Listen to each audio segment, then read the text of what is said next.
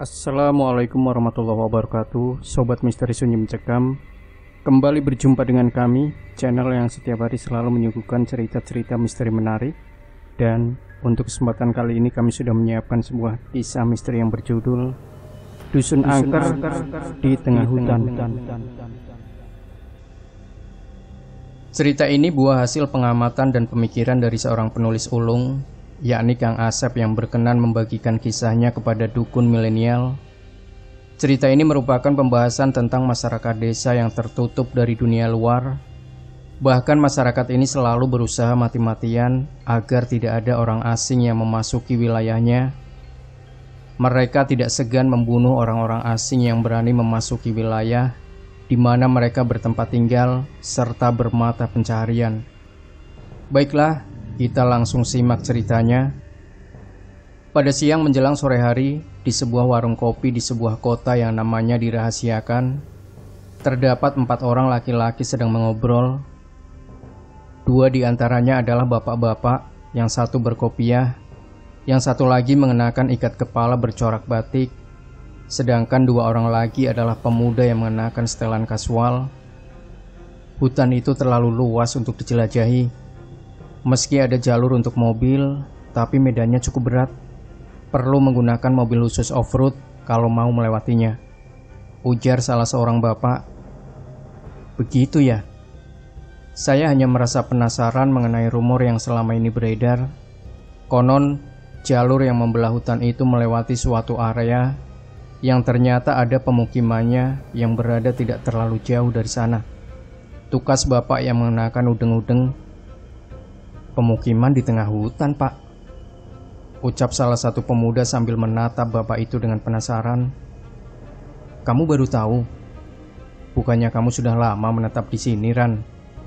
Bapak berudeng-udeng itu menatap heran ke arah pemuda bernama Ahran itu. Saya memang sudah lama di sini, Pak Tohar. Tapi saya baru mendengar soal rumor barusan. Lagi pula, apa pentingnya, Pak? Ahran menatap balik Pak Tohar. Itu hanya rumor, Pak Tohar. Lagi pula, orang macam apa yang memilih hidup di tengah hutan yang jauh dari manapun? Bapak berpeci berbicara. Pak Isan ini seperti kurang update saja. Banyak loh orang-orang yang memilih hidup di tempat terpencil yang jauh dari dunia luar. Bahkan mereka menjadi sangat liar saat bertemu orang asing, tukas Pak Tohar. Dani, kok dari tadi kamu diam saja? Biasanya kamu yang paling banyak ngomong, ucap Ahran saat menengok ke arah temannya itu. Aku jadi teringat Sulman, Ran. Kau tahu dia akan menghilang saat mengantar kayu gelondongan menggunakan truk. Truknya ketemu di jalur tengah hutan itu, tapi Sulman tidak. Ia menghilang.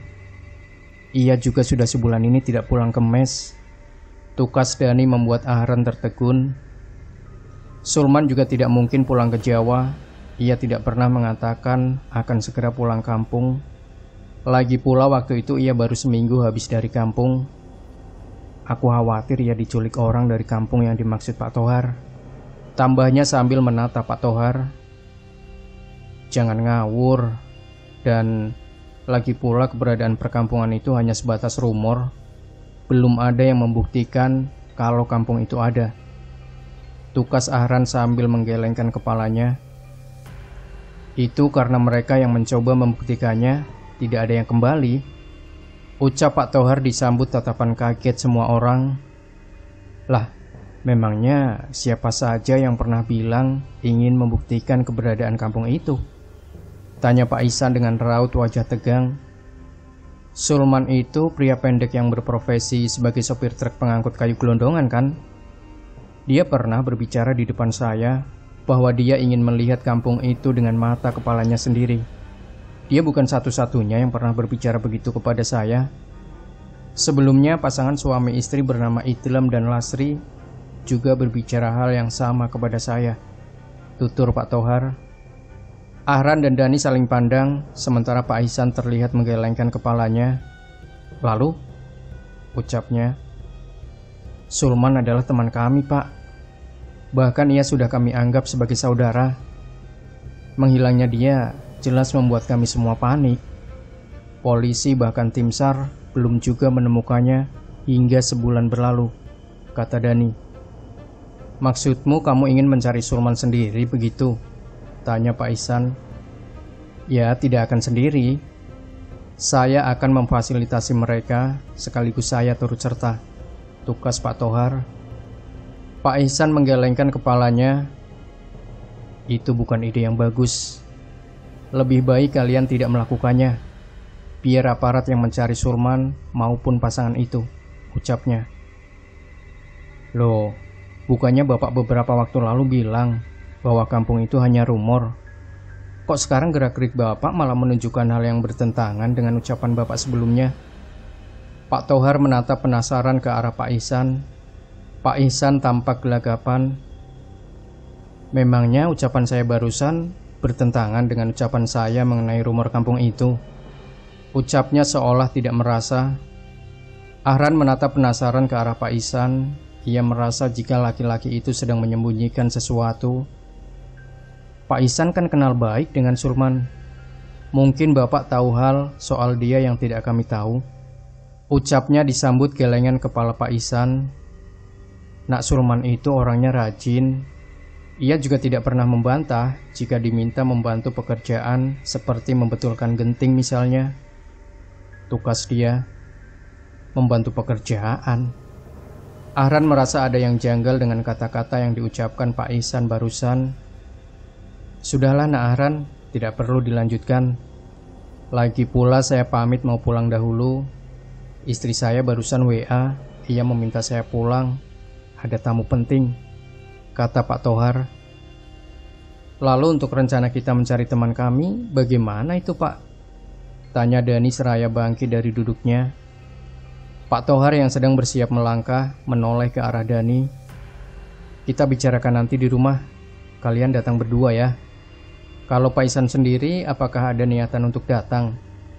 Mungkin Bapak tertarik untuk ikut bersama kami. Ucapnya kemudian menatap ke arah Pak Ihsan yang sedang balik menatapnya. Tidak, terima kasih Pak Tohar. Lagi pula nanti malam saya mendapat giliran jaga. Tukasnya sambil menatap ke kejauhan. Waktu beranjak petang, saat pada Isya, Ahran dan Dani telah berada di rumah Pak Tohar. Mereka tidak berkumpul di dalam rumah, melainkan di sebuah gazebo yang terbuat dari bambu yang dipelitur. Malam itu mimik wajah Pak Tohar terlihat serius. Ia seperti baru mendapatkan kabar penting. Ini cukup gawat. Tamu yang datang tadi sore membawa kabar tidak mengenakan. Mereka datang sekeluarga hanya untuk memberitahu saya bahwa anggota keluarga mereka, seorang perempuan, hilang ketika ikut rombongan para off-roader. Tidak ada satupun di keluarga itu yang tahu jalur yang dilewati para off-roader tersebut. Saya bertaruh jika para off-roader itu melewati jalur di mana Sulman dan pasangan suami istri itu hilang. Ujar Pak Tohar dengan nada agak gemetar. Lalu bagaimana tanggapan Bapak? Tanya Ahran penasaran. Saya sudah berjanji pada mereka untuk melakukan pencarian ke lokasi tersebut. Kalian berdua tentu yang menjadi rekan perjalanan saya. Apalagi kalian berdua ingin menemukan Sulman, bukan? Tukas Pak Tohar. Besok setelah pekerjaan selesai, kita akan langsung berangkat, tambahnya. Apa itu tidak terlalu mendadak? Tanya Ahran dengan heran. Loh, bukannya lebih cepat lebih baik? Bahkan seharusnya malam ini juga kita berangkat. Tapi berhubung mobilnya sedang diservis, ya tunda dulu sampai jam kerja besok berakhir, kata Pak Tohar sambil mengedarkan pandangannya ke arah Ahran dan Dani. Keesokan harinya, tepat setelah jam kerja berakhir, yaitu pada pukul 4, sebuah mobil SUV warna putih melaju keluar dari kota kecil itu. Singkat cerita, keesokan harinya tepat setelah jam kerja berakhir, yaitu pada pukul 4, sebuah mobil SUV warna putih melaju keluar dari kota kecil itu. SUV tersebut melaju kencang di jalanan beraspal rata dan mulus. Kita terlalu sore berangkatnya. Sesampainya di sana kita bisa kemalaman, ujar Ahran sambil menatap ke arah kaca depan. Sebentar lagi kita tiba di persimpangan itu. Hanya sepotong jalan yang diaspal. Selebihnya adalah jalan batu yang kemudian bersambung dengan jalan tanah yang sangat becek jika musim hujan. Kata Pak Tohar yang mengemudikan mobil, "Pak, apakah Bapak tidak melihat gelagat aneh Pak Ihsan saat kemarin kita di warung kopi? Kok dia seperti gelagapan begitu saat Bapak membicarakan tentang kampung itu?" Kata Dani yang duduk di samping Pak Tohar. "Mungkin dia belum sarapan, makanya gelagapan," tukas Pak Tohar dengan santai. "Masa karena belum sarapan? Mungkin dia sedang menyembunyikan rahasia yang berkaitan dengan keberadaan kampung di tengah hutan itu," kata Dani seraya melihat ke arah sebuah rumah berdiri terpencil dengan jarak beberapa meter dari pinggir jalan raya. "Rumah itu mencurigakan. Aku barusan melihat sepasang mata yang menyala mengintip dari jendelanya," katanya. "Rumah itu sudah lama ditinggalkan penghuninya. Konon karena tanah itu milik pemerintah kabupaten. Membangun rumah di atasnya otomatis dianggap menyerobot tanah milik negara," tukas Pak Tohar seraya melihat ke arah pertigaan. Ia kemudian membelokkan kendaraannya ke arah kanan. Ini dia jalur menuju tengah hutan rimba. Yang saya tidak suka dengan jalur ini adalah banyaknya truk yang parkir sampai menutupi badan jalan, katanya seraya melihat ke arah 3 truk yang terparkir hingga memakan badan jalan. "Masih mending truk biasa, Pak. Coba kalau logging truk yang trailer itu, bisa-bisa kita harus mundur buat kasih jalan," sahut Ahran sembari menengok ke belakang dan tersentak. "Astaga," pekiknya. "Ada apa, Ran?" Sontak Pak Tohar menginjak pedal rem, kemudian melihat ke arah kaca spion tengah. Dani juga lantas menengok ke belakang ke arah Arhan. Di bangku tengah hanya Arhan yang wajahnya terlihat memucat. Ia juga terdengar melafalkan ayat kursi. "Ada apa sebenarnya, Ran?" "Tidak ada apa-apa tuh," kata Dani dengan gusar. Arhan mencoba menenangkan diri, kemudian menghela napas beberapa kali. "Sumpah makhluk itu ada di bangku belakang. Kedua matanya itu bersinar warna merah. Ia seperti nenek-nenek berambut hitam mengembang begitu," ucapnya membuat Dani terkejut. "Seperti nenek-nenek berambut hitam mengembang? Salahku tadi melihat ke arah rumah itu. Artinya dia mengikuti kita," tugas Dani seraya bergidik. "Maksudmu?" tanya Ahran penasaran. "Aku juga melihatnya, tapi di rumah itu, di balik jendela yang sudah tidak ada daun pintunya." Ia melihat ke arahku, seperti ingin menerkamku, tukas Dani. "Kalian banyak-banyak berdoa saja, baca-baca ayat suci Al-Quran. Semoga sosok itu tidak menyeret kita ke dalam nasib buruk," timpal Pak Tohar seraya melajukan kembali mobilnya. Ahran dan Dani pun terdiam. Mereka kini fokus menatap ke depan, ke arah jalan yang kini berupa jalur tanah yang penuh dengan cekungan bekas tapak ban mobil, terutama truk. Jalur tanah tersebut membelah sebuah perkampungan dengan ramainya aktivitas para warganya. Rumah-rumah tampak berderet di sepanjang kiri dan kanan jalan yang dilewati. Saat Pak Tohar memacu kendaraannya dengan kecepatan agak tinggi, karena menemukan jalan yang berkontur rata, mendadak seorang nenek-nenek muncul menghadang. Otomatis Pak Tohar menghentikan laju mobilnya. "Astagfirullahaladzim, Nek, ngapain ngehalangin jalan? Untung saja saya sigap berhentiin mobil," pekik Pak Tohar kemudian melihat ke arah nenek tersebut. Nenek itu tampak berbicara dengan bahasa lokal yang tidak dapat dimengerti. "Dia bicara apa?" tanya Ahran sambil menatap ke arah nenek itu. Dari gerik-geriknya sepertinya dia ingin kita putar balik. Dia melarang kita meneruskan perjalanan, tukas Pak Tohar. "Lalu apa kita akan kembali saja?" "Oh, rupanya sudah hampir maghrib," kata Ahran sambil melihat ke depan. Mendadak terdengar suara klakson nyaring dari belakang. Saat menengok, rupanya sebuah truk logging trailer yang kosong melaju melewati mobil Pak Tohar melalui jalur sebelah kiri yang kosong. Si nenek tiba-tiba berlari ke arah truk itu, berusaha untuk menghentikannya, namun gagal.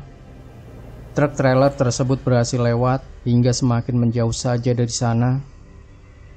Si nenek tampak mencak-mencak, kemudian melemparkan batu ke arah truk yang telah melewatinya dengan tidak sopan itu. Saat ia melihat ke arah mobil yang dikendarai Pak Tohar, mobil tersebut sudah tidak ada. Si nenek pun bersungut-sungut saat melihat SUV putih tersebut telah jauh melaju mengikuti truk trailer tersebut. "Maafkan kami, Nek. Bukannya kami tidak mau mendengarkanmu, tapi kami tidak mengerti bahasamu," ucap Pak Tohar seraya terkekeh. "Meskipun kami mengerti, tapi kami sudah bertekad untuk menemukan mereka yang tersesat di dusun atau kampung itu," tambahnya. "Tidak usah nyerocos, Pak. Nenek itu tidak akan mendengarnya. Kalaupun mendengarnya juga ia belum tentu mengerti," sergah Ahran. SUV yang dikemudikan Pak Tohar melaju perlahan melewati jalan tanah yang mulai becek. Apalagi truk di depan melaju tersendat karena mengalami slip di jalur licin dan becek itu. "Di sini habis hujan ya? Kalau saja lagi musim kemarau, jalanan seperti ini gampang dilewatinya," ujar Dani seraya melihat ke arah kaca spion di hadapan kirinya. Ia tertegun saat melihat sosok tepat di belakang Ahran sedang bersiap mencengkram bahu temannya itu. "Ahran, cepat menyingkir. Dia di belakangmu," pekiknya. Ngung. Mobil yang mereka tumpangi mengalami slip saat roda belakang terperosok ke dalam jejak ban truk yang cukup dalam. "Ah!" Ahran berteriak panik sembari ia bergulir ke kanan. Saat melihat ke bangku belakangnya, tampak sosok itu sedang menyeringai. "Baca, Ran, baca!" teriak Dani sembari membaca ayat kursi. Sedangkan Pak Tohar yang turut dibuat panik tidak lantas menoleh ke arah belakang di mana Ahran sedang ketakutan. Ia tetap melihat ke depan, ke arah truk yang posisinya kini melintang menghalangi jalan. "Pekerjaan lagi. Kita harus keluar. Tinggalkan saja itu," ucapnya seraya mematikan mesin. Ia kemudian keluar dari mobil, sementara Ahran dan Dani dengan pontang-panting keluar dan menyusul Pak Tohar. "Ini mengerikan," ucap Ahran sambil bergidik ngeri. "Apa tujuan dia mengikuti kita?" kata Dani seraya bergegas ke arah truk yang mengalami gagal menanjak itu. Tanjakan yang akan dilewati tidak seberapa tinggi, namun dikarenakan jalannya yang berupa tanah serta baru diguyur hujan, maka tanjakan itu menjadi sulit untuk dilewati. Pak Tohar yang lebih dulu sampai disambut sopir dan kernet truk tersebut. "Wah, gagal menanjak ya? Cuma 4 kali 6 ya?" ujarnya.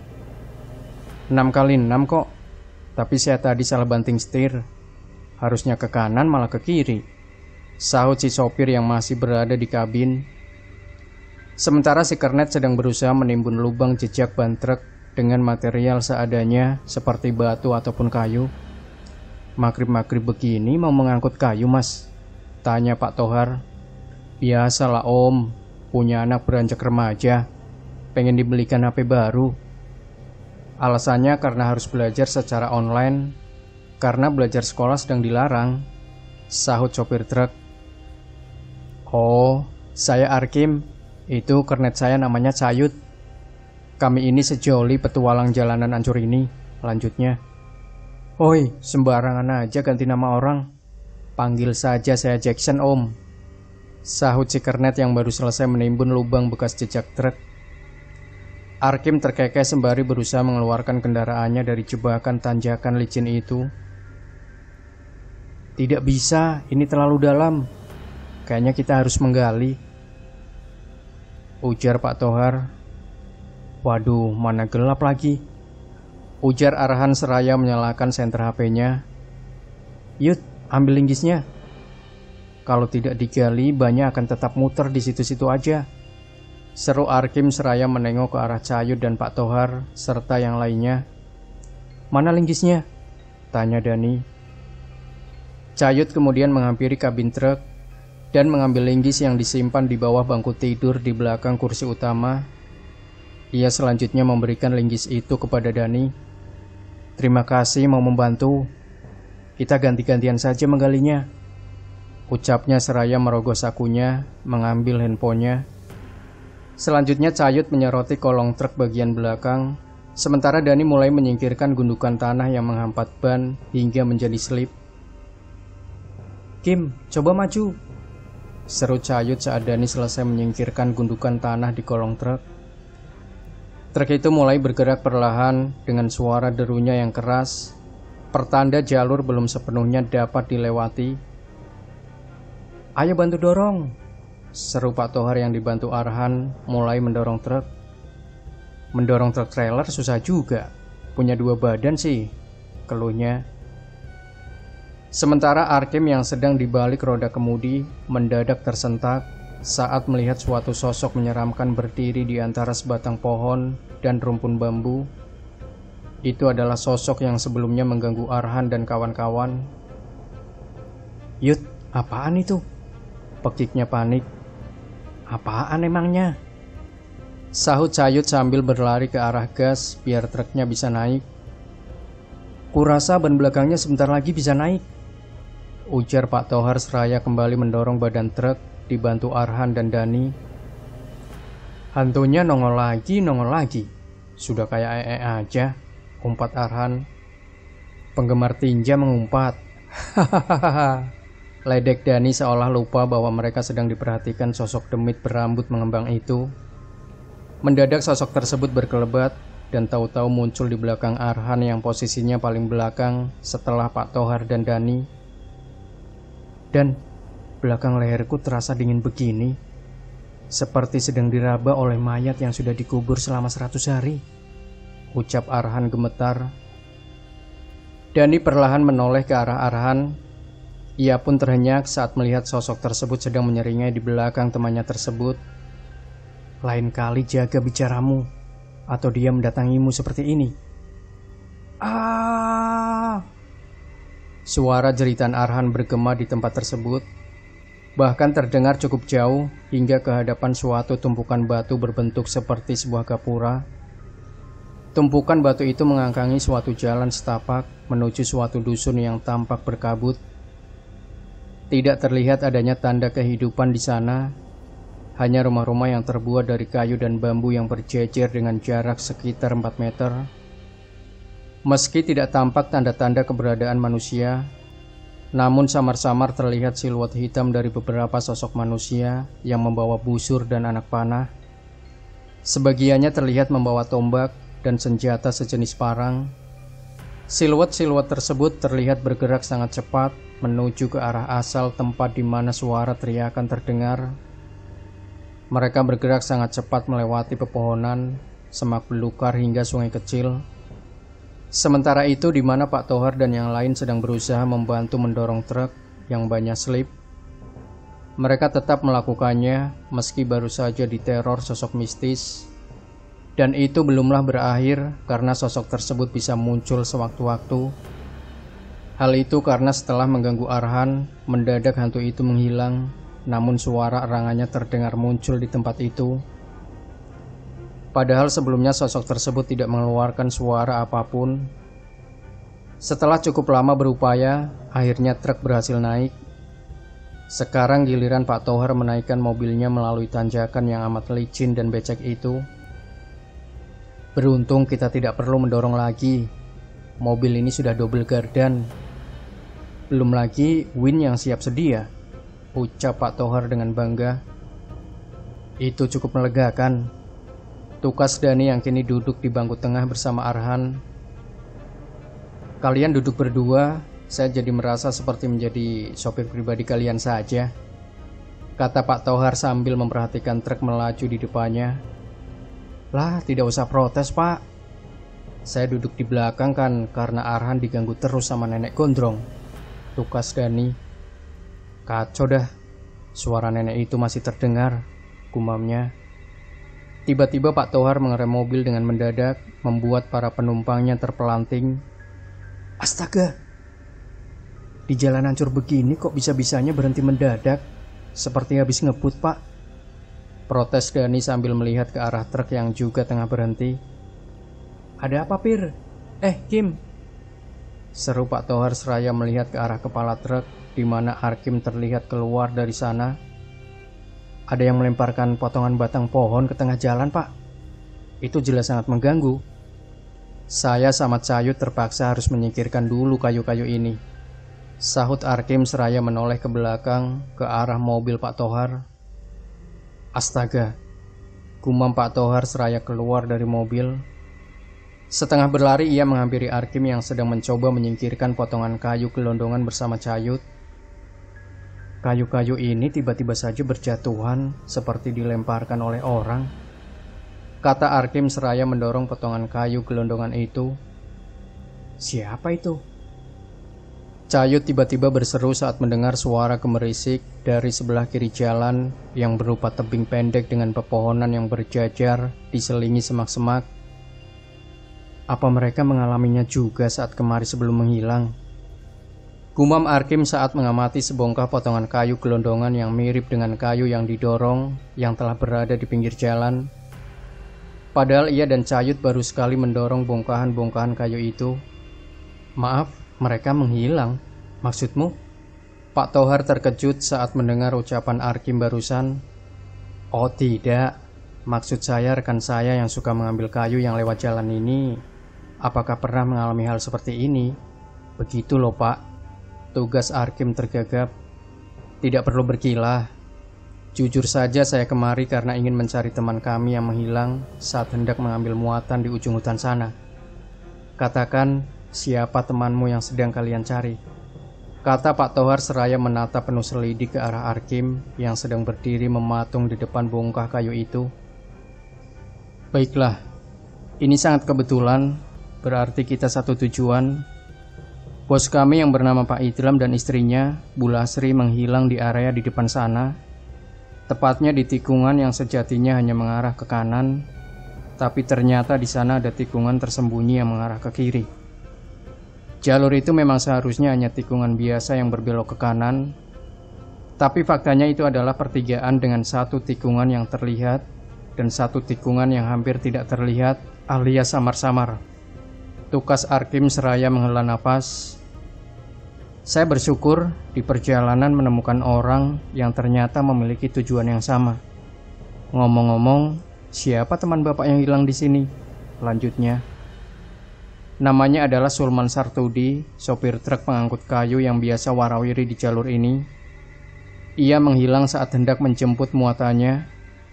Selain dia, ada seorang gadis yang diduga hilang di daerah ini setelah ikut rombongan para off-roader mobil. Keluarganya sampai datang kepada saya memohon agar saya mau mencari gadis itu. Tukas Pak Tohar menuturkan, Mas Cayut, sepertinya di sana ada orang, tapi kok tiba-tiba seperti menghilang, ujar Arhan seraya memperhatikan barisan pohon yang berdiri di atas tebing pendek itu. Bukan sepertinya. Itu memang orang. Aku melihatnya membawa tongkat, atau lebih tepatnya itu tombak. Saya tidak dapat memastikannya, sahut Cayut seraya mendorong potongan kayu terakhir bersama Arhan. Sementara Pak Tohar yang masih berbicara dengan Arkim terlihat mengusap kening. Saya kenal Pak Idlam dan Bu Lasri. Mereka pernah datang kepada saya. Mereka meminta pendapat saya tentang niat mereka untuk membuktikan keberadaan kampung atau dusun tertutup di pedalaman hutan ini. Sulman pun pernah mengatakan hal yang sama di depan saya. Kalau gadis itu tidak, karena saya belum pernah bertemu dengannya, tapi setidaknya saya tahu wajahnya. Ia cantik, tapi tidak secantik Teh Amel. Papar Pak Tohar membuat Arkim mengerutkan kening. Saya tidak tahu nama yang barusan Anda sebut. Tukas Arkim kemudian perhatiannya teralihkan pada siluet-siluet yang berjejer di antara pepohonan yang berdiri di atas tebing pendek. Tikungan itu tinggal 20 meter lagi dari sini. Ketika siang aku tidak pernah melihat mereka. Lanjutnya, mereka melihat ke arah kita. Kita sebaiknya pergi, kata Pak Tohar seraya berjalan menuju mobilnya. Arhan dan Dani pun menyusul. Sementara Arkim telah menghidupkan mesin truknya. Selanjutnya mereka melanjutkan perjalanan hingga akhirnya tiba di tikungan yang dimaksud. Baik Arkim dan Pak Tohar sama-sama menghentikan kendaraannya ketika mereka mencapai tikungan yang dimaksud. Truk Sulman ditemukan sekitar 20 meter lagi dari sini. Mungkin dia berjalan kaki dari sana untuk kembali kemari. Atau mungkin dia menemukan jalan lain menuju dusun itu, ujar Dani seraya melihat ke arah Arkim dan Cayut yang sedang keluar dari kabin truk sembari menyorotkan lampu senter ke arah mobil Pak Tohar. Kita mulai dari sini. Kita mesti berjalan kaki, mengingat tikungan ke kiri tidak dapat dilewati mobil. Tukas Pak Tohar seraya keluar dari mobil. Arhan dan Dani saling pandang seperti merasa ragu untuk melanjutkan niat mereka. Padahal kalau kita kemarinya pas siang hari, tidak akan menakutkan seperti ini. Mungkin kita juga akan melihat dengan jelas orang-orang itu, ucap Arhan seraya mengusap wajahnya. Di siang hari, tampaknya mereka tidak akan keluar. Mereka juga pasti tidak ingin terlihat jelas oleh orang luar.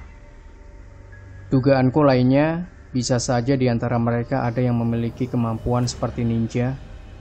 Aku pernah mendengar cerita soal suku asli daerah ini, tukas Dani. Apapun yang apa masyarakatnya, apakah mereka ramah atau tidak terhadap orang asing, kita akan segera tahu, ucap Arhan seraya keluar dari mobil. Ia kemudian mengedarkan pandangannya, kemudian berhenti pada area sebelah kiri jalan yang berlawanan dengan tikungan yang mengarah ke kanan. Di sana tidak terlihat adanya jalan, meski Arhan menyorotinya dengan senter. Hanya rerimbunan daun pepohonan yang tingginya sekitar 4 meter. Di sana juga hanya ada semak-semak yang menutupi area yang sebelumnya diceritakan adalah sebuah tikungan ke kiri.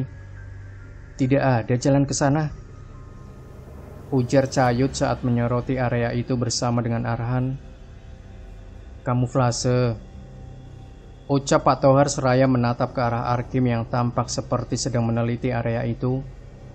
Bukan, memang tidak ada jalan yang dengan sengaja dibuat di sana. Tapi kita bisa menyelinap ke balik pohon yang itu, tukas Arkim sambil menyorot sebatang pohon yang lebih tinggi dari pohon lain yang ada di dekatnya. Udaranya dingin sekali, padahal sudah pakai jaket, ucap Arhan sambil melihat ke arah pohon tersebut. Aku seperti melihat wajah nenek hantu itu di batang pohon ini, lanjutnya dengan gemetar. Tetap tenang Han, banyak-banyak berdoa. Kita sedang berada di tengah hutan yang sangat luas untuk mencari Sulman dan yang lain. Jangan grogi, kita akan segera menemukan mereka, kemudian pulang, kata Pak Tohar seraya menghampiri pohon itu. Di bawah sana terlihat baik, ucapnya setelah mencapai pohon tersebut. Akhirnya Pak Tohar, Arhan, Dani, Arkim, dan Cayut melanjutkan langkah dengan melewati pohon tersebut untuk mencapai suatu area yang berada lebih rendah dari area di mana pohon itu berada. Mereka terus berjalan seraya memutarkan pandangan. Kuk, kuk, kuk. Terdengar suara burung hantu yang diiringi suara-suara binatang malam lainnya. Malam itu agak terang saat sang rembulan menampakkan diri setelah beberapa waktu lalu tertutup awan. Pak Tohar menyorotkan senternya ke depan dan tidak sengaja menyorot sesuatu yang terlihat seperti selembar sarung bermotif kotak berwarna oranye. Sarung, ucapnya seraya mempercepat langkah menuju selembar sarung yang menggantung di ranting pohon kecil. Ini kan sarungnya Sulman. Kok bisa tim SAR tidak menemukannya? Ucap Dani terkejut. Mungkin mereka menemukannya, tapi sengaja tidak membawanya, timpal Arhan yang turut memperhatikan sarung itu. Tim SAR memang kemari, ini buktinya, kata Pak Tohar seraya menyoroti banyaknya bekas jejak sepatu di atas tanah yang sebagiannya tampak berlekuk dalam. Kok mereka bisa tidak mengambil sarungnya? Padahal sarung ini bisa jadi barang bukti, kata Dani penasaran. Sarung ini baru 4 hari menggantung di sini. Artinya waktu tim SAR kemari, sarung ini tidak ada di sini, kata Pak Tohar yakin. Bagaimana Anda bisa tahu kalau sarung ini baru 4 hari di sini? Tanya Dani penasaran. Ini, saya tidak perlu mendapatkan mata saya ke sarung ini untuk membaca tulisan yang tertulis di sana. Pak Tohar menunjuk tulisan tangan yang memenuhi salah satu permukaan sarung itu. Astaga, gumam Arhan saat melihat itu. Siapapun yang menemukan sarung ini, tolong saya dikejar-kejar oleh mereka. Para penduduk dusun ini sangat menakutkan. Mereka memiliki cucuk di hidungnya dan selalu membawa senjata tajam yang berlumuran darah yang sudah kering. Ucap Arhan membacakan tulisan yang terpampang di sarung tersebut. Ia kemudian melanjutkan membaca tulisan tersebut. Kemungkinan bagi saya untuk pulang sangatlah kecil. Mereka tidak pernah membiarkan saya kabur. Jika saya berusaha kabur, mereka selalu bisa menangkap saya dan membawa saya kembali ke dusun angker mereka. Bagi kalian yang membaca tulisan ini, tolonglah saya sudah putus asa. Saya tidak tahu cara bagaimana saya untuk kabur. Tolonglah saya sebelum mereka menebas leher saya seperti yang mereka lakukan pada Mas Idlam. Bam! Bagaikan tersambar petir di saat tiada hujan. Semua orang tersentak kaget saat tulisan tersebut menyebut nama salah satu orang yang menjadi target pencarian Arkim dan Cayut. Oh Tuhan, ini benar-benar masalah besar. Arkim melenguh frustasi. Bos kita telah tiada, Yud. Kita sepertinya akan kehilangan pekerjaan. Lanjutnya, apalah daya, Kim. Saat itu rupanya menjadi hari terakhir kita bertemu dengannya. Pantas saja dia mengatakan hal-hal aneh, seolah dia akan pergi selamanya. Tukas Cayut seraya menunduk. Saya turut berduka cita, Mas Arkim, Mas Cayut. Saya juga tidak menyangka akan menjadi begini. Rupanya saat itu juga menjadi pertemuan terakhir saya dengannya. Ternyata rasa kepenasarannya justru membawanya pada kematiannya. Ucap Pak Tohar seraya menatap ke arah tulisan di sarung itu. Saya merasa ada yang aneh dengan tulisan itu loh. Kok bisa ya Sulman atau siapapun itu menulis sepanjang ini? Padahal kan logikanya orang yang sedang dalam bahaya itu jangankan menulis panjang, menulis pendek saja belum tentu bisa. Biasanya orang yang sedang dalam bahaya itu cukup menulis singkat namun dapat dipahami. Dan oh ya, ini bukan tulisan Sulman, kata Arhan yang lantas disambut tatapan bingung semua orang. Arhan benar, ini bukan tulisan Sulman. Ini terlalu rapi. Tulisan Sulman itu seperti ceker ayam. Beneran loh. Pak Tohar belum pernah melihat tulisannya Sulman. Timpal Dani mendukung argumen Arhan. Pak Tohar tampak termangu. Iya juga ya. Kenapa saya tidak berpikir ke situ? Tukasnya seraya menepuk kening. Tapi meskipun itu bukan tulisan teman kalian, bisa saja itu tulisan yang lain yang turut menjadi korban penculikan warga dusun ini. Bisa saja ini tulisan Bu Lasri. Tapi ini bukan tulisan Bu Lasri. Saya hafal betul tulisan Bu Lasri. Tulisannya rapi, tapi sangat berbeda dengan tulisan ini. Kata Arkim mendadak menarik kata-katanya. Apa mungkin ini tulisan gadis itu? Gumam Pak Tohar bingung. Masalahnya adalah kita tidak tahu apakah gadis itu benar-benar hilang di sini. Lagi pula sepanjang kita melewati jalur tengah hutan ini, kita tidak menemukan jejak mobil hardtop atau mobil off-road. Kebanyakan justru jejak truk. Tukas Dani yang turut kebingungan. Ini sangat membingungkan. Lantas apa kita lanjutkan pencarian saja? Tanya Arhan. Kita tidak akan mundur barang selangkah karena Sulman masih di sana. Dia pasti sedang menunggu bantuan. Tukas Pak Tohar seraya mengambil sarung tersebut, kemudian menyimpannya di tas gendongnya. Semoga saja ini hanya pesan palsu. Kita hanya perlu terus mencari. Ucap Arkim yang kemudian memperbaiki letak golok yang diselipkan di pinggangnya. Aku khawatir jika orang-orang tersebut akan menyerang kita hanya karena melihat di antara kita ada yang membawa senjata.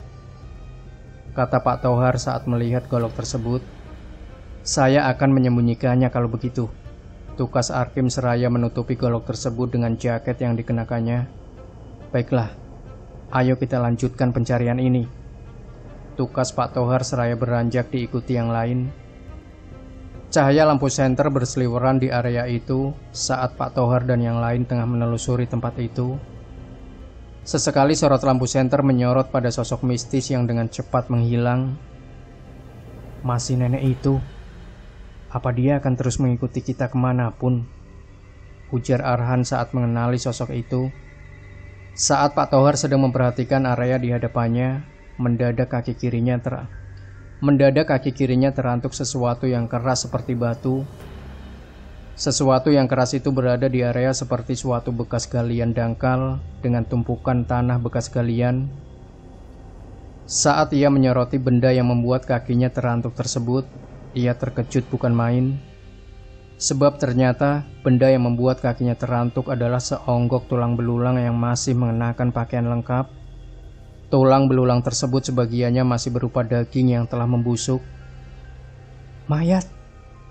pekik Arhan saat melihat tulang belulang tersebut. "Kok tidak bau ya? Padahal ini dalam kondisi membusuk," kata Dani yang juga melihat ke arah onggokan tulang belulang itu. Arkim terlihat mendekati mayat yang hampir tinggal tulang belulang itu. Ia kemudian memperhatikannya dengan seksama. Ada 2 mata anak panah yang menyembul di dadanya. Dia pasti mati karena dibunuh menggunakan panah oleh seseorang atau 2 orang yang ahli menggunakan panah. Kalian sempat melihat orang-orang itu kan? Meski gelap, di antara mereka terlihat ada yang membawa busur panah. Kesimpulannya kita sedang dihadapkan dengan sesuatu yang sangat berbahaya. Mungkin orang-orang itu sangat berbahaya. Menunjukkan ciri-ciri sulman.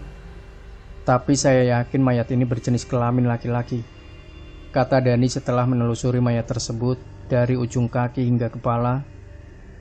"Ini juga bukan Pak Idlam, apalagi Bu Lasri," tukas Arkim. "Mungkin kita sebaiknya tinggalkan dia.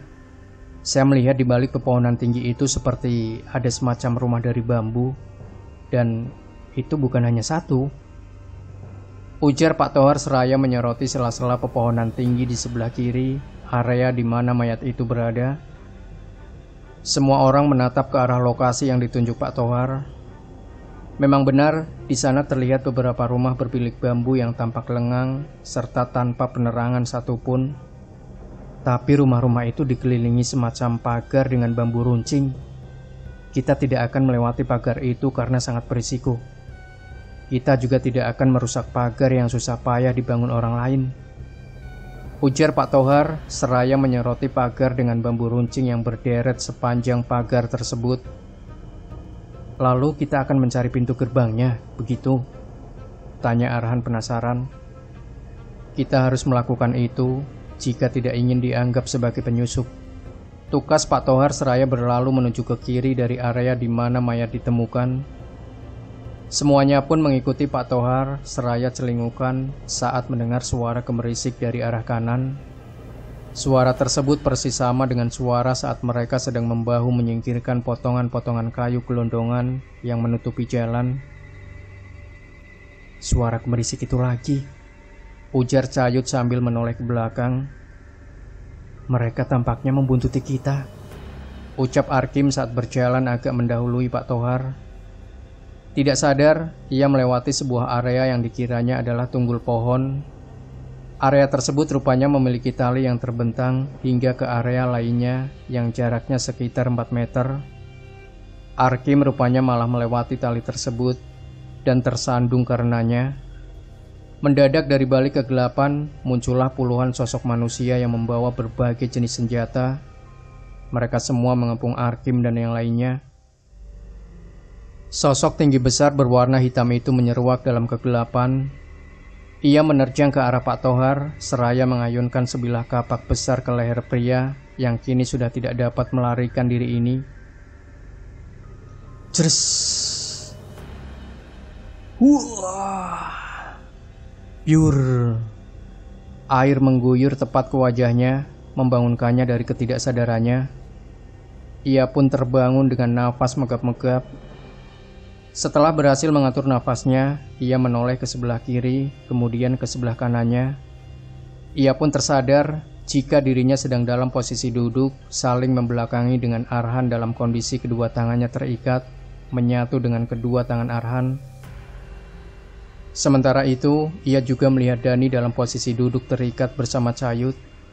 Sedangkan Arkim terlihat sendiri terikat pada sebatang kayu yang ditancapkan ke tanah. Waktu itu hari sudah mulai terang, artinya pagi telah datang. Lalu berapa lama ia dan kawan-kawan di tempat tersebut dalam kondisi terikat? Pak Tohar kemudian melihat beberapa orang laki-laki yang kebanyakan berusia di atas 60 tahun sedang berdiri mengelilinginya dan kawan-kawan sembari menatap dengan tatapan dingin. Beberapa di antara mereka terlihat menunjuk-nunjuk ke arah Arkim sembari berbicara dalam bahasa yang tidak dapat dimengerti. Tak lama kemudian muncul beberapa orang perempuan yang juga sudah cukup sepuh. Namun di antara mereka terdapat yang lebih muda, bahkan berparas cantik. Orang-orang yang adalah warga dusun misterius tersebut mengenakan pakaian tradisional yang cara pembuatannya adalah dengan cara ditenun. Hal itu dapat diketahui dengan adanya beberapa alat tenun di setiap teras rumah sederhana di dusun ini. Pak Tohar kemudian menoleh ke arah Dani yang posisinya di samping Arhan.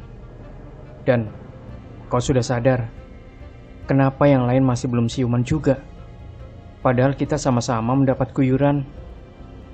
Ucapnya perlahan, seraya menghindari adu pandang dengan warga yang sedang mengawasinya.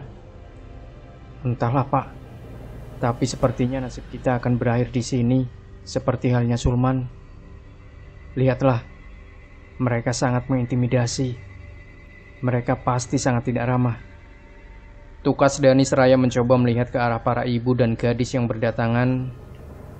Ia kemudian mengalihkan perhatiannya pada seorang warga laki-laki yang sedang mengamati sebilah golok sembari berbicara. Itu goloknya Arkim, ucap Dani saat mengenali golok tersebut. Sangat disayangkan, sudah dia yang melanggar tali itu. Dia juga yang membawa senjata tajam. Ini akan berakhir buruk. Tukas Pak Tohar sembari menatap tanpa berkedip ke arah warga yang sedang memegang goloknya Arkim. Warga tersebut terlihat menunjuk ke arah Arkim yang masih belum siuman. Tak lama seorang pemuda dari warga dusun datang menyiramkan air menggunakan sebuah wadah dari buah labu air ke wajah Arkim. Arkim terlihat menggerakkan badannya, kemudian meronta. Saat sadar dirinya dalam keadaan terikat, salah seorang warga kemudian mendorong tubuh Arkim dengan yang lainnya terlihat menambahkan ikatan ke tubuh laki-laki itu. Lepaskan saya!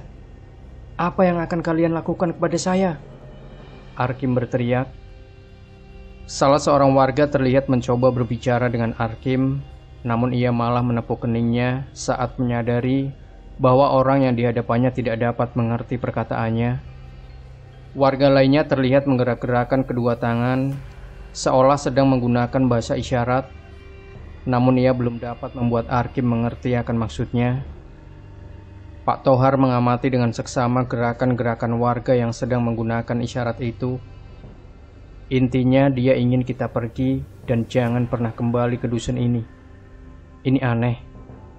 Kalau menurut rumor, orang yang mereka tangkap tidak akan pernah kembali lagi, bahkan dalam bentuk mayat sekalipun. Ucapnya seraya terus mengamati gerakan warga tersebut. Lalu bagaimana dengan Pak Sulman, Pak Idlam dan istrinya? Mereka belum juga kembali. Lalu bagaimana dengan mayat itu? Dani tampak penasaran setelah Pak Tohar menerjemahkan bahasa isyarat warga tersebut. Ia juga mengatakan jika dusun ini sedang terancam, ada sebuah kelompok yang ingin dusun ini diratakan sebab nan jauh di bawahnya terdapat cadangan emas yang berlimpah. Kelompok tersebut telah mengeksplorasinya dan dusun ini harus dibebaskan. Tentu saja warga dusun menolak karena mereka tidak ingin tanah leluhur mereka dieksploitasi demi kepentingan bisnis. Berarti kelompok yang dimaksud adalah korporasi atau perusahaan yang bergerak di bidang pertambangan, khususnya emas dan perak. Tutur Pak Tohar. Masalahnya adalah di mana mereka menyembunyikan Sulman. ucap Dani seraya menoleh ke arah Arhan yang telah tersadar. "Di mana ini? Mereka menangkap kita," gumamnya. "Menurutmu?" sahut Dani. Sementara Pak Tohar terus memperhatikan gerak-gerik warga yang menggunakan isyarat itu. Selebihnya dia mengatakan bahwa dia pusing karena di antara tawanan tidak ada yang mengerti akan isyaratnya. Ucapnya dilanjutnya dengan berteriak, "Halo!" Para warga yang sedang mengerumuni Arkim tersebut lantas berpaling ke arah Pak Tohar. Pak Tohar lantas meronta ingin ikatannya dilepaskan. Tak lama kemudian, dua orang warga maju ke arah Pak Tohar. Mereka selanjutnya membuka ikatan Pak Tohar dan memindahkan ikatan Arhan ke belakang Dani dan Cayut. Salah seorang warga kemudian menolong Pak Tohar menggunakan golok, sementara satunya lagi mempersilahkan Pak Tohar berbicara menggunakan isyarat. Pak Tohar kemudian mulai membuat gerakan-gerakan isyarat. "Kami kemari untuk mencari teman kami yang hilang. Kami menduga mereka hilang karena menemukan dusun ini. Mereka tidak dapat ditemukan karena kalian menyembunyikan mereka." Warga yang menodong Pak Tohar mendadak menempelengnya dengan keras. Ia juga hendak kembali menempeleng Pak Tohar jika tidak dihentikan oleh warga lainnya. Tak lama, warga yang sedang menjadi lawan bicara Pak Tohar menggerakkan tangannya. "Jangan sembarangan menuduh. Kami tidak pernah menyembunyikan siapapun yang kepergok datang ke dusun kami. Mereka selalu kami biarkan pergi dengan syarat mereka jangan lagi datang kemari." Pak Tohar menggeleng. "Ada mayat yang tidak berbau tergeletak tidak jauh dari dusun ini. Apa kalian tahu mayat itu? Kalau untuk mayat itu kami akui kami yang membunuhnya. Itu adalah mayat salah seorang dari kelompok yang ingin menghancurkan dusun kami demi penggalian emas. Kami terpaksa membunuhnya dan membiarkannya begitu saja. Itu kami tujukan sebagai peringatan untuk kelompok para penggali itu. Terhadap orang-orang mereka, sedikit saya beritahu bahwa kelompok ini adalah sebuah perusahaan besar di mana orang-orangnya memiliki banyak harta. Dengan harta tersebut, mereka bebas melakukan apapun demi mencapai tujuan. Sampai sini paham?" Para warga terlihat saling pandang. Raut wajah mereka mendadak memancarkan aura kecemasan. "Kami sudah melakukan kesalahan besar?" tanya warga yang menjadi lawan bicara Pak Tohar. "Bisa jadi, tapi sepertinya mereka belum menemukan mayat itu. Jika mereka menemukannya, akan ada pembalasan dari mereka," tukas Pak Tohar. "Tapi kami siap mati untuk mempertahankan kelangsungan kehidupan kami. Kami tidak ingin kehilangan tanah leluhur hanya karena rayuan kelompok penggali itu," tukas warga itu. Selanjutnya ia berbicara kepada warga lainnya, disambut dengan perginya mereka dengan segera ke suatu tempat. "Meski begitu, saya tidak mau membuat kaum perempuan dan anak-anak berada dalam risiko bahaya. Oleh karenanya, mayat itu harus diambil untuk dikremasi," katanya menggunakan isyarat. Pak Tohar menatap ke arah warga tersebut. "Kenapa mayat itu bisa tidak berbau?" Racun yang dioleskan di mata panah bisa meminimalisir, bahkan menghilangkan sama sekali bau busuk dari bangkai. Itu terdengar mustahil, tapi begitulah adanya, tukas warga itu seraya melihat ke arah orang-orangnya yang telah kembali tanpa membawa apapun. "Celaka, mayatnya sudah hilang," ia berbicara menggunakan isyarat kepada Pak Tohar. Namun kemudian seseorang muncul dari balik pintu sebuah rumah yang ukurannya lebih besar dari rumah-rumah lainnya, serta memiliki desain yang juga berbeda. Kemunculannya mendadak disambut oleh semua warga dengan berlutut di tanah, menghadap ke arah orang yang merupakan seorang laki-laki yang mengenakan setelan pakaian adat lengkap dengan penutup kepala. Warga yang tadi berdialog dengan Pak Tohar terdengar berbicara dengan bahasa lokal, sedangkan Pak Tohar beserta Arhan dan Dani terkejut bukan kepalang saat melihat kemunculan orang tersebut yang mereka sangat kenal. Mereka merasa tidak habis pikir bagaimana bisa orang itu ada di dusun ini dan sangat dihormati oleh warga dusun. "Pak Ihsan," ucap Pak Tohar terperangah. Sedangkan Pak Ihsan hanya menatap ke arah Pak Tohar dan yang lain. Laki-laki yang adalah Pak Ihsan tampak mengisyaratkan agar para warga berdiri. Selanjutnya ia turun dari rumah besar yang merupakan rumah panggung itu. Saya tadinya tidak akan keluar menampakkan diri saya dan membiarkan para warga menyelesaikan urusan ini, sebab saya tidak ingin rahasia saya terbongkar. Tapi setelah saya menyimak apa yang kalian diskusikan, saya menjadi terpancing untuk keluar, apalagi setelah mayat itu tidak ada di tempat itu. Tutur Pak Ihsan seraya menghampiri Pak Tohar. "Selamat datang di dusun kami, Pak Tohar dan kawan-kawan," lanjutnya. Singkat cerita, Pak Ihsan yang ternyata adalah kepala dusun terpencil tersebut meminta warganya untuk melepaskan Pak Tohar dan yang lain. Namun sebelum membiarkan mereka pergi, Pak Ihsan memberikan hal-hal yang berkaitan dengan hilangnya Sulman dan pasangan suami istri bosnya Arkim. Pengkhianatan bisa terjadi di mana saja tanpa terkecuali. Begitupun di dusun yang saya pimpin ini. Karena merasa tidak puas dengan keputusan saya dan mayoritas warga untuk menolak berkompromi dengan perusahaan tambang itu, beberapa orang warga yang kontra memilih pergi dan berasimilasi dengan kehidupan luar sana. Meski mereka pergi, namun bukan berarti mereka menyerah. Karena sikap kontra itulah mereka menjadi sangat fanatik hingga mencari berbagai cara untuk melenyapkan dusun ini, termasuk dengan melakukan serangkaian penculikan dan pembunuhan. Tutur Pak Ihsan di ruangan tengah rumahnya saat berbincang dengan Pak Tohar dan yang lainnya.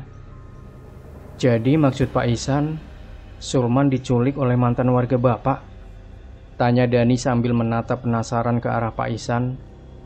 Sementara saya berasumsi seperti itu. Mereka begitu benci kepada saya dan para warga yang mendukung saya. Di samping mereka tergoda akan harta benda yang ditawarkan perusahaan, karena kebencian dan nafsu akan harta, mereka melakukan serangkaian teror yang seolah-olah dilakukan oleh kami. Seolah-olah kami yang menculik atau membunuh orang-orang yang tersesat ke dusun ini. Untuk kasus mayat yang kalian temukan, saya akui itu adalah kesalahan fatal dari saya dan para warga. Kami terlalu cepat mengambil tindakan tanpa memikirkan akibat yang akan terjadi.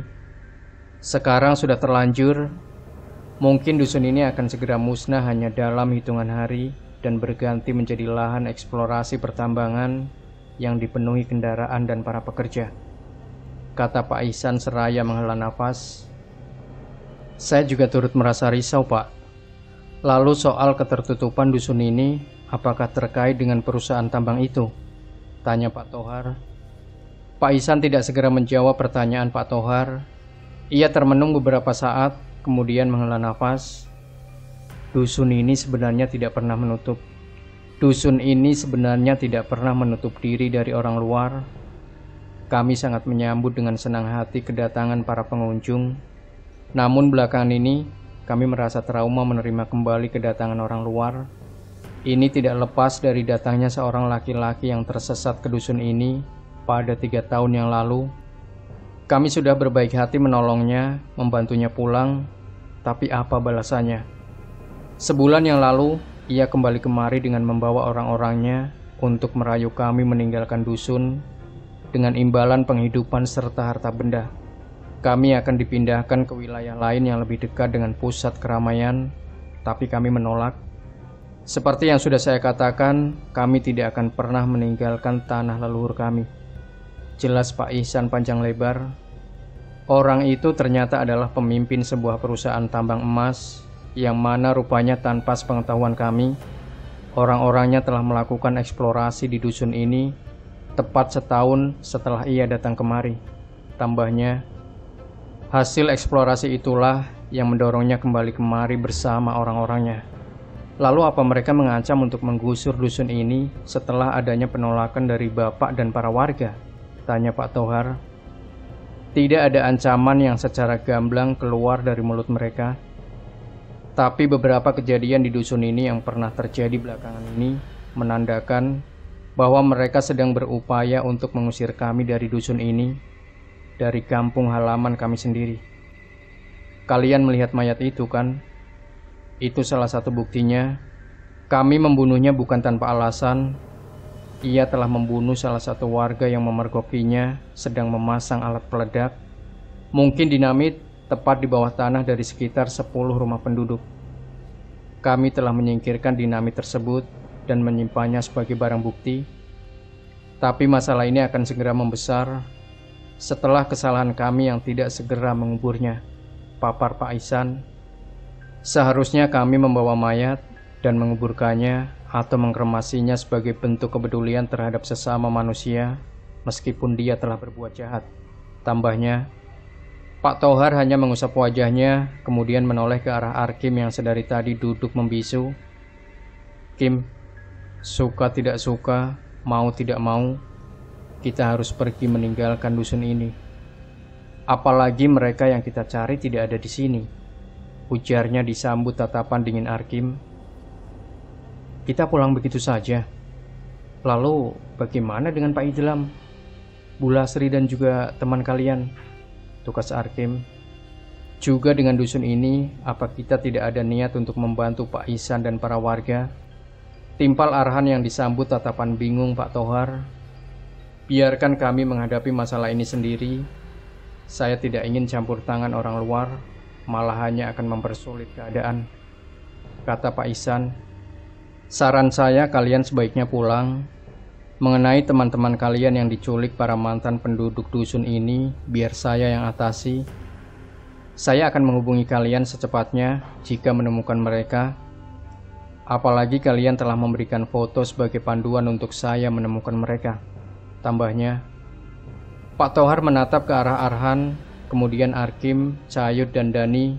Mereka terlihat mengangguk. Kami mempercayai Anda, Pak Ihsan. Apalagi Anda bukan orang baru bagi kami. Anda adalah teman dan juga rekan kerja yang baik. Semoga dusun ini selamat dari ancaman para penggusur itu, ucap Pak Tohar disambut anggukan Pak Ihsan. Pergilah, mumpung hari masih terang, ucap laki-laki yang menjadi kepala dusun itu. Singkat cerita, Pak Tohar bersama yang lain meninggalkan dusun terpencil itu. Dilepas oleh tatapan Pak Ihsan, mereka berlalu itu hanya membatin. Aku harap orang-orang barbar itu masih memiliki hati, kecuali jika mereka sudah kembali ke zaman batu. Kembali ke Pak Tohar dan yang lain yang kehilangan arah, sehingga gagal menemukan jalan keluar menuju di mana kendaraan mereka berada. Sial, kita tersesat. Seharusnya arah ini sudah benar. Kita seharusnya ke timur, kan? Gerutu Arhan sembari mengedarkan pandangannya. Entahlah, sepertinya kita di sini tidak akan menemukan arah yang benar. Tapi sepertinya kita kembali ke dusun itu. Lihatlah rumah-rumah itu, tukas Pak Tohar. Dani berjalan mendahului Arhan, kemudian berhenti dan mengamati rumah-rumah itu. Kita sudah 1 jam berjalan. Tidak mungkin kita masih berada di sekitaran dusun itu. Ada yang berbeda yang saya lihat dari dusun ini dengan dusunnya Pak Ihsan, ucapnya seraya melihat ke arah gapura yang dibuat dari tumpukan batu-batu kali. Dusunnya Pak Ihsan tidak memiliki gapura ini, hanya sepasang arca yang diberi tali yang membentang, sahut Arkim yang dapat mengingat betul pintu masuk menuju dusun Pak Ihsan. Apa-apaan ini? Kok sudah gelap saja? Arhan tersentak kaget saat menyadari hari telah berangsur gelap. Ada yang tidak beres. Ini bukan malam hari, tapi ada seseorang yang sedang mengawasi kita. Orang itu pasti sangat sakti, tukas Pak Tohar seraya memutarkan pandangannya. Firasatku mengatakan orang-orang gelap itu yang sedang mengintai kita, kata Cayut saat melihat kelebatan banyak siluet di antara pepohonan yang memisahkan antara posisi ia dan kawan-kawan dengan rumah-rumah dan gapura tersebut. Berarti orang-orang itu bukan berasal dari dusunnya Pak Ihsan. Lalu dusun ini, Pak Ihsan tidak pernah mengatakan bahwa ada dusun lain yang tidak jauh dari dusun yang ia pimpin. Tukas Pak Tohar seraya menyipitkan kedua matanya melihat ke arah 4 siluet yang sedang bergerak cepat di antara pepohonan. Tidak, sebaiknya kita tinggalkan tempat ini. Ini bahaya, ujar Arkim seraya bergegas diikuti yang lain. Mereka segera meninggalkan tempat itu ketika dirasa keadaan menjadi mencekam karena kehadiran kelebatan sosok-sosok gelap itu. Namun kemudian tiba-tiba terdengar suara mendesis yang datang dari arah belakang, diikuti suara jerit Cayut yang tengah berlari bersama Dani. Cayut tiba-tiba jatuh terlungkup setelah menjerit. Semua orang lantas menghentikan langkahnya, kemudian berbalik ke arah Cayut. "Yut, Cayut, kamu kenapa?" Pekik Arkim seraya menghampiri rekannya yang kini terlungkup dalam kondisi lemah. "Astaga, dia terkena panah," pekik Arhan. Pak Tohar segera menyoroti punggung Cayut dan mendapati sebatang anak panah menancap di punggung Cayut. "Allahu Akbar, kita sedang diserang. Kita harus segera mencari tempat aman," ucapnya seraya membantu Arkim memapah Cayut. "Darahnya terus merembes. Apa di antara kita tidak ada yang membawa kotak P3K?" ucap Dani yang tampak menyoroti punggung Cayut seraya celingukan. "Awas!" teriak Arhan seraya mendorong Dani. Hingga terjatuh saat sebatang anak panah meleset ke arahnya. Anak panah tersebut mengenai sebatang pohon yang berada dekat dengan Dani. Di saat mereka hendak mencapai tepian sungai kecil, mendadak beberapa sosok gelap bermunculan menghadang. Mereka semua menodong Pak Tohar dan kawan-kawan menggunakan berbagai jenis senjata. Beberapa di antaranya yang datang dari belakang langsung memukul jatuh Pak Tohar dan yang lain. Dalam keremangan saat itu, Pak Tohar diseret oleh beberapa orang pengepung dalam kondisi dari wajah hingga ujung kaki dipenuhi tetesan darah. Laki-laki itu terlihat tidak berdaya saat orang-orang semi telanjang tersebut membawanya melewati gerbang dari tumpukan batu yang mengarah masuk ke perkampungan itu. Teman-temannya tidak kalah menderitanya dari dia, mulai dari Arkim hingga Dani dalam kondisi yang serupa dengannya. Apalagi Cayut yang kini dalam kondisi tidak sadarkan diri. Laki-laki itu dalam kondisi koma setelah terluka oleh sebatang anak panah yang menembus punggungnya. Pak Tohar masihlah tersadar. Ia dapat melihat kiri dan kanan jalan tanah dengan lebar kira-kira 2 meter yang dilewatinya. Jalan tersebut berada di tengah-tengah rumah-rumah yang rata-rata terbuat dari kayu dan bambu serta beratap daun ilalang atau rumbia. Pak Tohar terkesiap saat melihat sebuah tiang pancang kayu yang menancap ke tanah. Bagaimana tidak, di atas tiang pancang tersebut terdapat sesosok tubuh manusia yang dipajang dalam kondisi sebagian tubuhnya telah rontok hingga memperlihatkan tulang-tulangnya. Ia bergidik ngeri saat melihat itu, apalagi saat ia menyadari bahwa mayat yang dipajang itu sudah tidak berkepala. Yang lebih membuatnya terkejut adalah ternyata mayat tersebut bukan satu-satunya. Ia melihat mayat lainnya yang dipajang di atas tiang pancang yang juga dalam kondisi telah membusuk. Mayat-mayat yang dipajang tersebut rata-rata sudah tidak berkepala, namun bukan berarti semuanya. Ada satu mayat yang terlihat masih memiliki kepala, namun terbungkus semacam kantung yang terbuat dari karung goni. Mayat yang satu ini lebih terlihat jelas karena adanya sebuah obor yang menyala tepat di seberangnya. Tak lama kemudian, orang-orang dari dusun angker itu tiba di depan sebuah bukit kecil yang bagian puncaknya berupa dataran rata. Tampaknya bukit tersebut sengaja ditata seperti itu dengan tujuan tertentu. Sesampainya di depan bukit yang dikelilingi rumah-rumah itu, mereka berhenti sejenak. Setelah salah seorang dari mereka berlari memutari bukit tersebut, iring-iringan yang membawa Pak Tohar dan yang lain melanjutkan langkah menaiki bukit tersebut. Dalam keremangan saat itu, mereka mengikat buruannya di bawah tiang pancang yang berjumlah sama dengan jumlah buruannya, yaitu 5. Salah seorang dari mereka menyalakan beberapa obor yang telah tersedia di bukit tersebut. Obor-obor tersebut kemudian menerangi tempat tersebut. Terlihatlah orang-orang yang kebanyakan adalah laki-laki itu hanya mengenakan pakaian yang minim bahan, pertanda mereka adalah suku primitif yang memiliki peradaban yang terbelakang. Mereka tampak mengacung-acungkan senjata ke arah para buruannya. Salah satu dari mereka tampak berbicara kemudian mendekat ke salah satu buruan, yaitu Pak Tohar. Ia membawa sebilah senjata sejenis parang yang tampak berkilau terkena cahaya dari obor yang menyala. Mungkinkah ia akan Mungkinkah ia akan mengakhiri hidup Pak Tohar menggunakan parang tersebut? Namun yang jelas ia terpaku pada seorang kakek yang muncul sambil membawa suatu wadah seperti mangkok tapi terbuat dari tanah liat atau gerabah. Kakek itu juga membawa sebuah tongkat kayu dengan gagang seperti kepala ular kobra. Kakek yang semi telanjang seperti orang-orang dusun angker itu terlihat komat kamit seperti sedang membaca mantra. Ia kemudian mengarungkan tongkatnya ke udara. Selanjutnya ia menghampiri orang yang tengah bersiap menghabisi buruannya, yang dalam hal ini adalah Pak Tohar. Ia memberi isyarat berupa gerakan tangan di depan leher yang artinya habisi dia. Seraya menaruh wadah dari gerabah tepat di hadapan Pak Tohar. Mungkin wadah itu akan digunakan untuk menampung darah dari korban yang sebentar lagi akan dihabisi. Orang tersebut mengangguk, kemudian mengangkat parangnya dan mengarahkannya ke tengkuk Pak Tohar, kemudian secepatnya menebaskannya.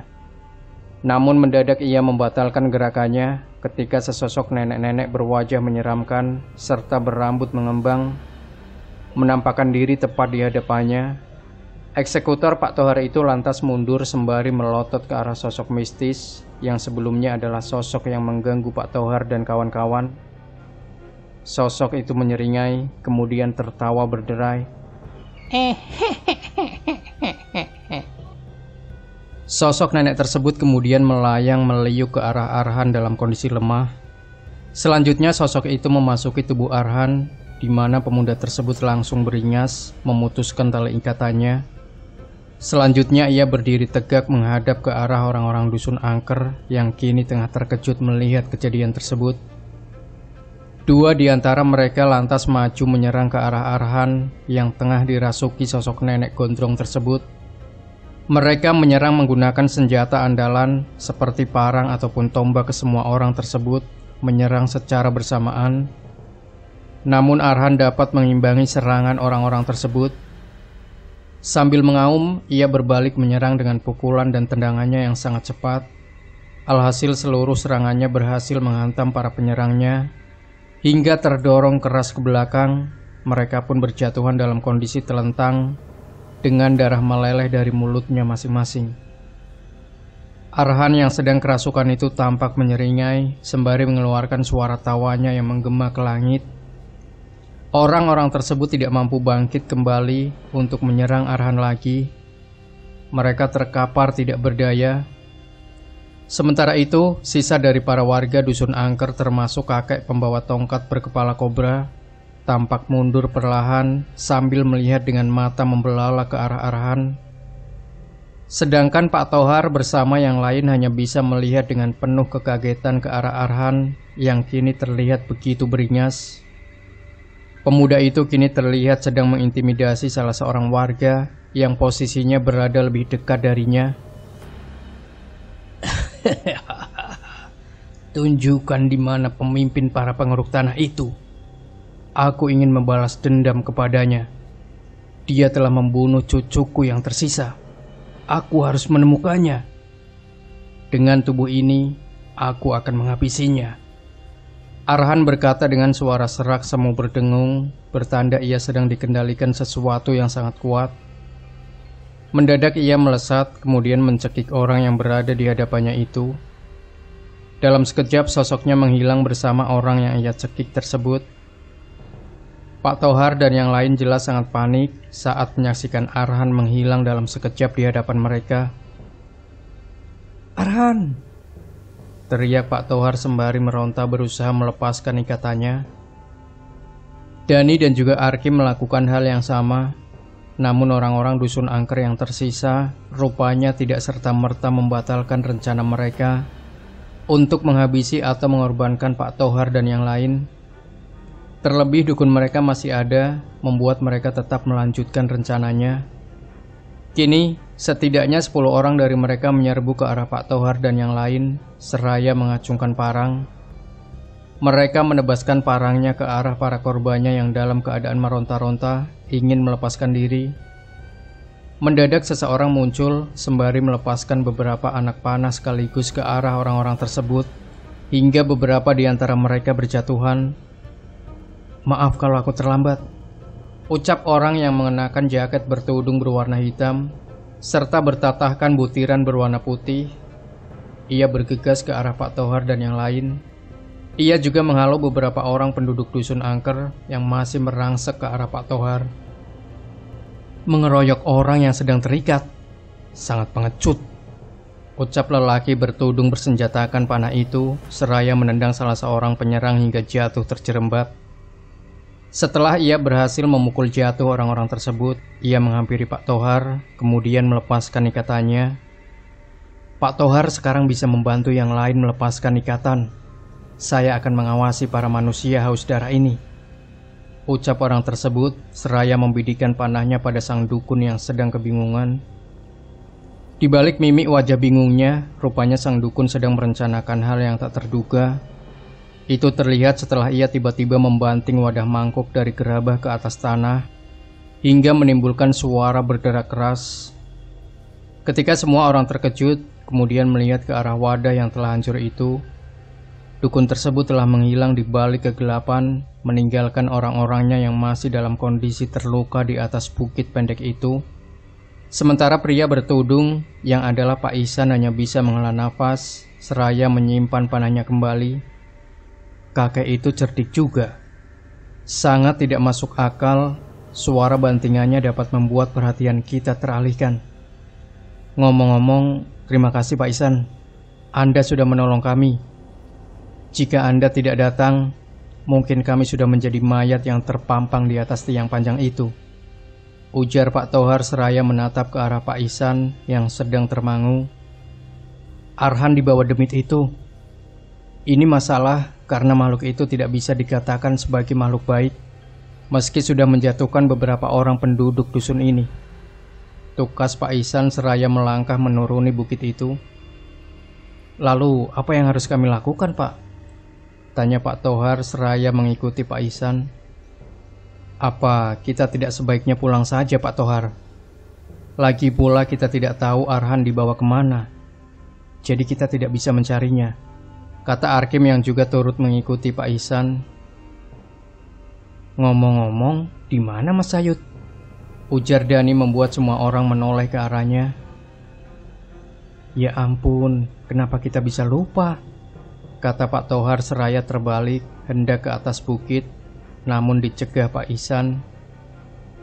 Dia juga harus dicari, dukun itu yang membawanya, ucap Pak Ihsan membuat Pak Tohar menghentikan langkahnya.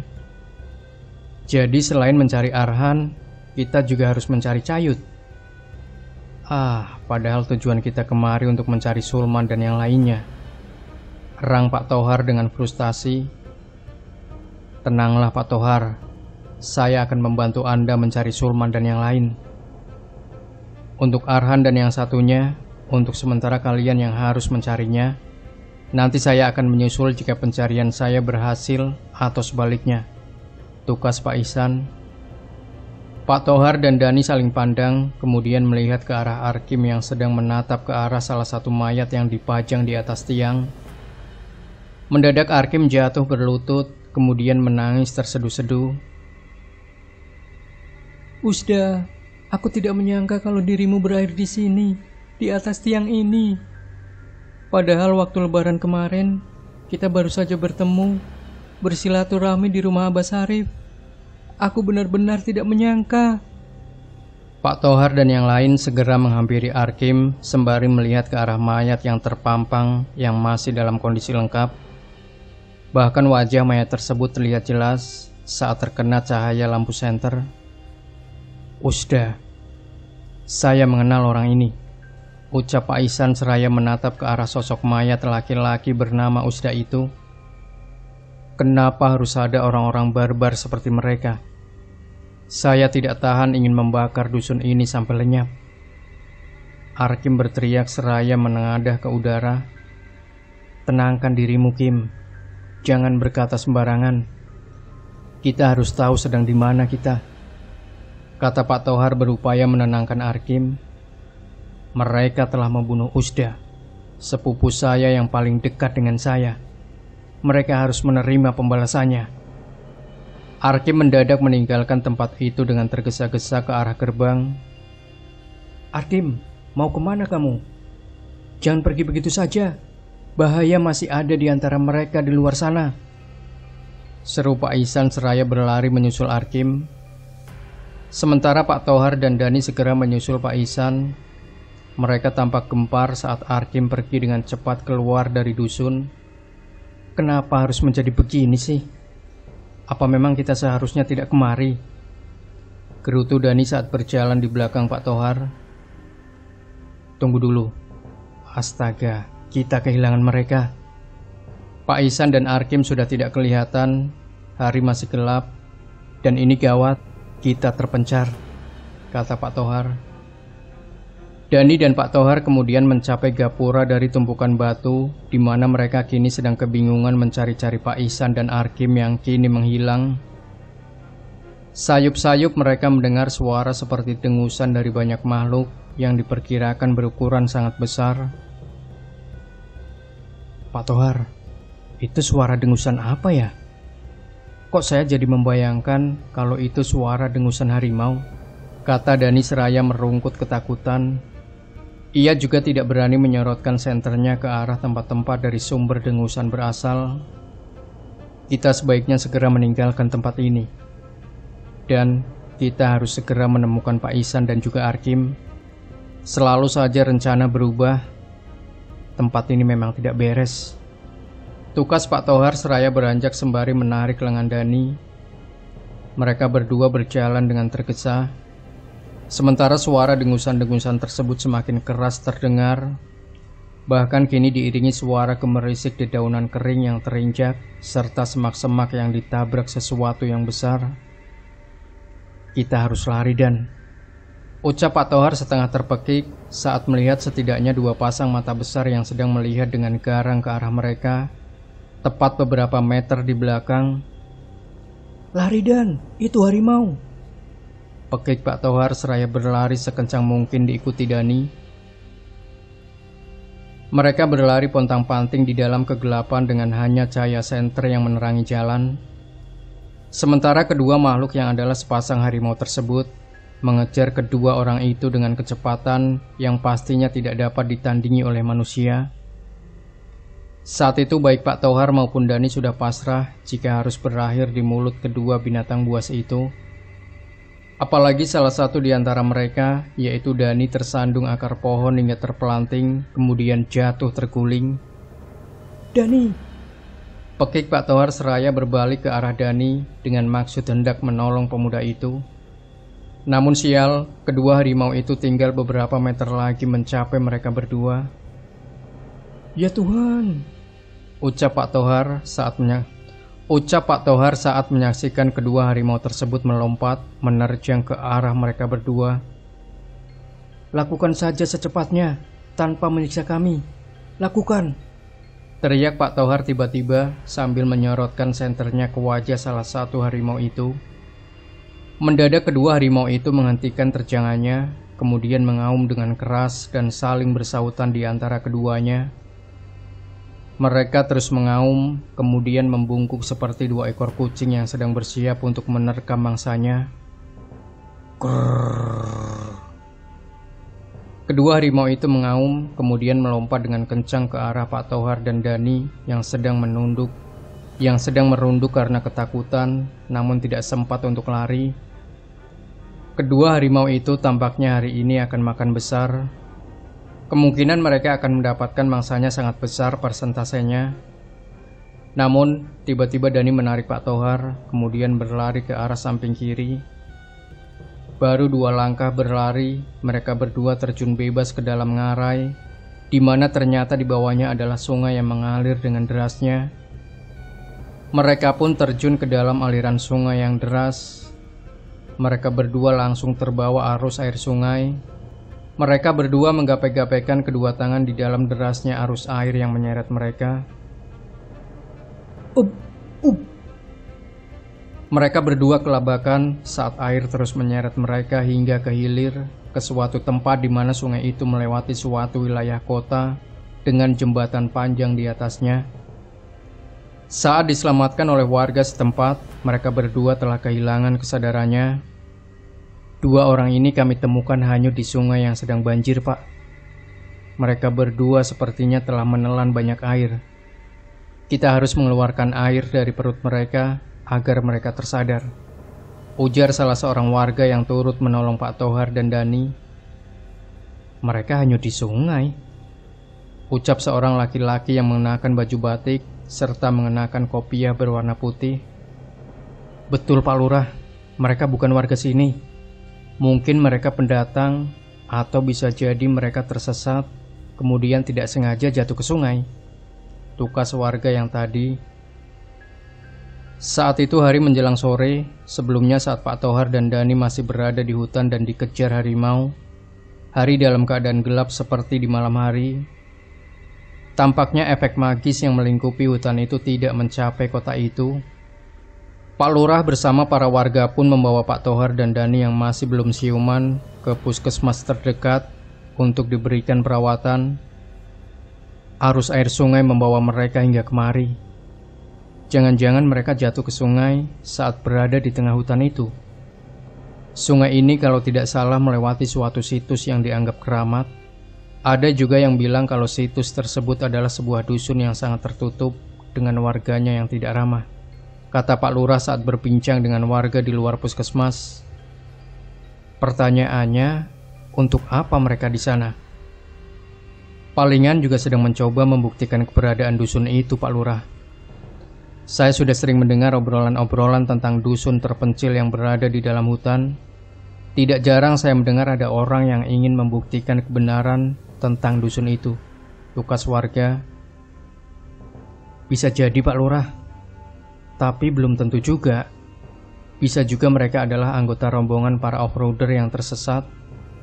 Sebab saya pernah mendengar kabar mengenai para off-roader yang mengambil rute ke pedalaman hutan yang mengarahnya sih ke lokasi yang diduga dusun itu berada, tukas Pak Subhan. Tapi mereka tidak memiliki semacam kartu anggota kelompok off-roader itu, Pak Subhan. Saya menemukan kartu identitas mereka atas nama Toharudin Mahmud SPD dan Muhidani Ferry di dompet mereka masing-masing, sahut warga yang lain yang turut nimbrung. Pak Solihun sudah memeriksa identitas mereka. Syukurlah kalau sudah. Saya dari tadi mau menanyakan itu malah lupa lagi, tukas Pak Lurah.